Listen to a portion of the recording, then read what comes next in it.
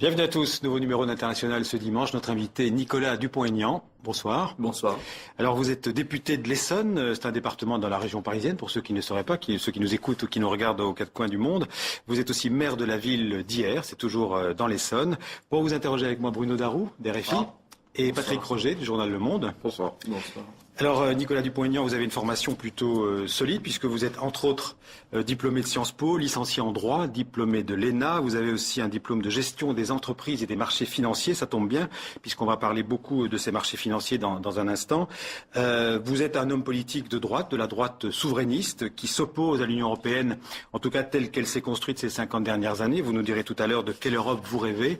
Votre parcours politique a croisé celui de Jacques Chaban-Delmas. J'ai lu qu'adolescent vous colliez des affiches pour lui, c'est vrai? Oui, c'est vrai. Je ne le connaissais pas, j'étais un simple militant gaulliste. Alors vous avez travaillé aussi avec François Bayrou, avec Michel Barnier, Charles Pasqua, Philippe de Villiers, Philippe Séguin. Alors aujourd'hui, on peut dire que vous êtes un déçu de l'UMP. Vous avez créé votre propre parti il y a quelques années, Debout la République, et vous vous définissez vous-même comme un gaulliste républicain. Avant de passer aux questions, je donne deux chiffres, avant de passer donc justement à ces questions que vont poser Bruno Darroux avec moi et Patrick Roger. Vous avez fait 4,15% au régional en Ile-de-France aux élections de mars dernier, et un sondage IFOP fin avril vous donne 2% d'intention de vote au baromètre présidentiel. Alors entrons dans le vif du sujet, si vous voulez bien, Nicolas Dupont-Aignan, la crise de l'Europe, la crise de la dette aussi, dans tous les pays européens à peu près. Une crise à rebondissement, elle est à la fois économique, financière, sociale, mais aussi politique. Vous nous direz ce que vous en pensez.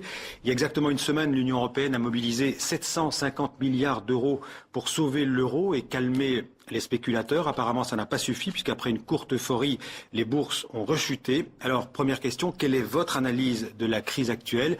Quand vous essayez d'expliquer ou de comprendre ce qui s'est passé, qu'est-ce que vous dites?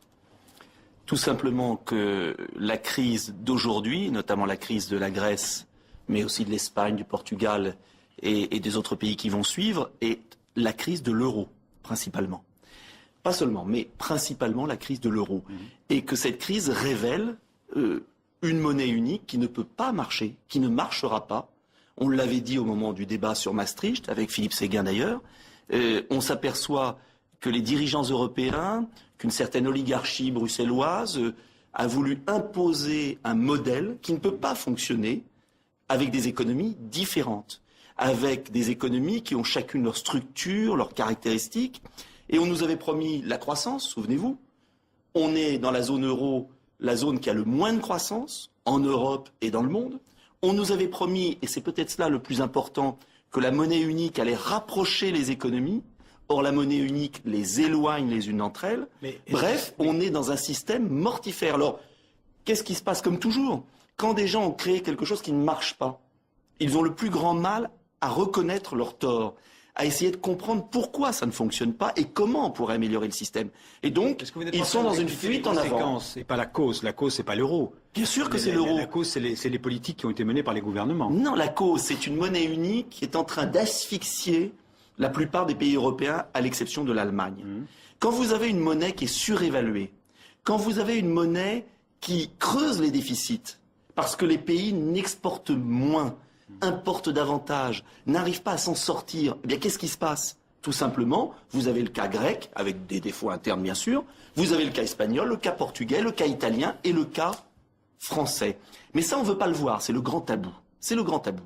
Alors, qu'est-ce qu'on a fait? Eh bien, on dit, on va s'en sortir, on met des milliards d'euros, mais on ne traite pas la cause.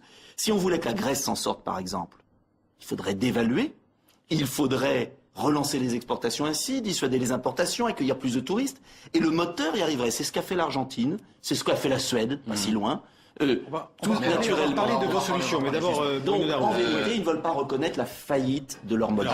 La faillite de leur modèle, justement, il y a d'autres qui sont peut-être pas du même avec vous, d'ailleurs, qui sont plus fédéralistes, disent oui, le problème de l'euro, c'est qu'en fait, il a été fait sans que soit fait en même temps une politique budgétaire commune, des politiques économiques convergentes. Bref, ça aurait dû être fait avec une véritable union politique. Et c'est pourquoi l'euro ne marche pas. Mais pourquoi il n'y a pas d'union politique? Parce qu'il n'y a pas de peuple unique. Avoir une union politique, ça veut dire qui décide?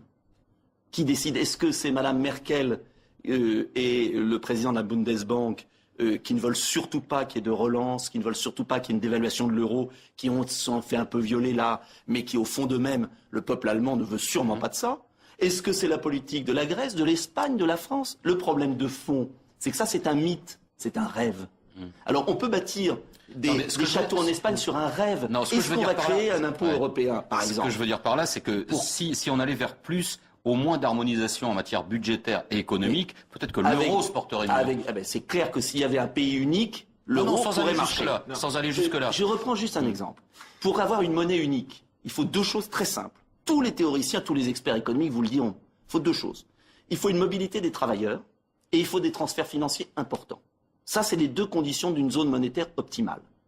Est-ce que aujourd'hui, un habitant de Marseille va aller travailler à Hambourg? Est-ce qu'un habitant de Valence en Espagne va aller travailler aux Pays-Bas ou un Athénien ailleurs? Mais il y a la problème de langue. Attendez, il y a une barrière de langue, il n'y a pas les mêmes systèmes, il y a un attachement à leur nation. Donc ça Schengen a facilité les choses quand même. Enfin, attendez, ça n'a rien à voir avec les États-Unis. Non. Rien à voir. Bon, premier point. Deuxième point, il faut qu'il y ait un budget fédéral. Est-ce qu'il y a un pays, une opinion publique, démocratiquement, qui veut un impôt européen qui représente 10% du PIB? Aucun.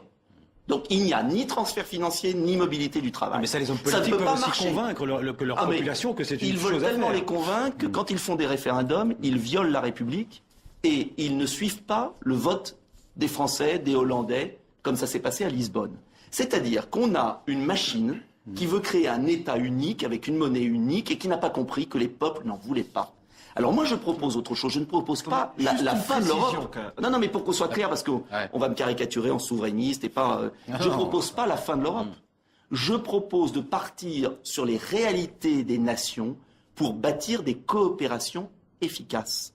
C'est bien plus important de bâtir des coopérations industrielles face à la Chine, aux États-Unis, au Brésil et à l'Inde, des coopérations à géométrie variable à 2, 3, 4 pays, que de bâtir cette usine à gaz que l'on veut construire depuis 30 ans et qui ne marche pas. Plutôt que de s'escrimer à vouloir niveler tout le monde, ce que les peuples ne veulent pas, il vaudrait mieux intelligemment s'appuyer sur les nations, leur identité, leurs repères démocratiques et construire des coopérations. Donc il faut tout revoir.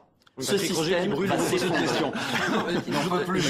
Juste une précision quand même pour savoir de quoi l'on parle sur vos propositions.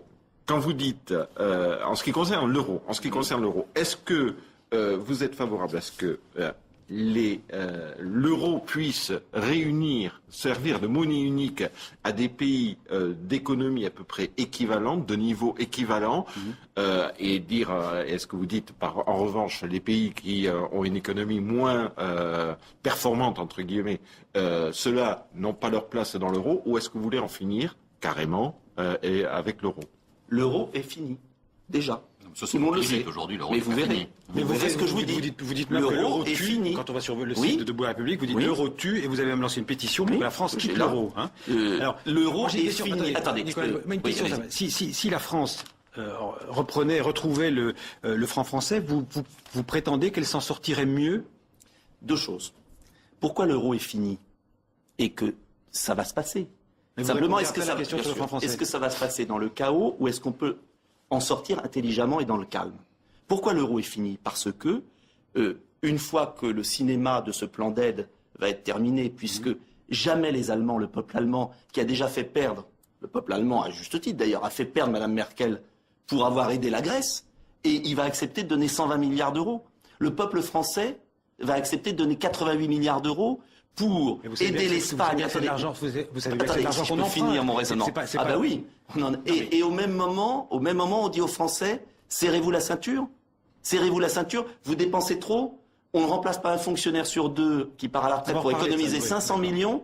Et on va engager 88 milliards d'euros pour sauver un pays, l'Espagne, qui est mort aujourd'hui économiquement par une monnaie surévaluée, qu'il faut absolument retrouver sa liberté monétaire. Alors, si on retrouve le franc français, ça va mieux. Oui, je vais y venir 2 secondes. Donc l'euro est mort. Il n'y a que les dirigeants européens qui l'ont construit et les oligarchies européennes qui ne veulent pas le voir. Alors